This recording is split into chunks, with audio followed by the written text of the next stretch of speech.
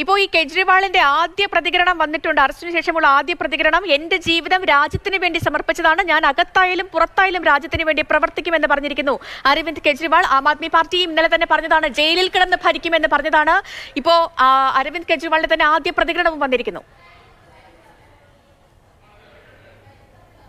അതെ, കെജ്രിവാളിനെ കോടതിയിൽ ഹാജരാക്കിയപ്പോൾ അവിടെ വീഡിയോ എടുത്തുകൊണ്ടിരുന്ന ഒരാളോട് അദ്ദേഹം പറയുകയാണ്, എൻ്റെ ജീവിതം രാജ്യത്തിന് വേണ്ടി സമർപ്പിച്ചതാണ്, ഞാൻ അകത്തായാലും പുറത്തായാലും രാജ്യത്തിന് വേണ്ടി പ്രവർത്തിക്കും. അത്രമാത്രം പറഞ്ഞ് കെജ്രിവാൾ അകത്തേക്ക് കയറി പോവുകയായിരുന്നു. ഇതിൽ വളരെ പ്രധാനപ്പെട്ട കാര്യം, അറസ്റ്റിന് ശേഷം ആദ്യമായിട്ടാണ് മാധ്യമങ്ങൾക്ക് മുന്നിലൂടെ കെജ്രിവാൾ നടന്നു പോകുന്നത്.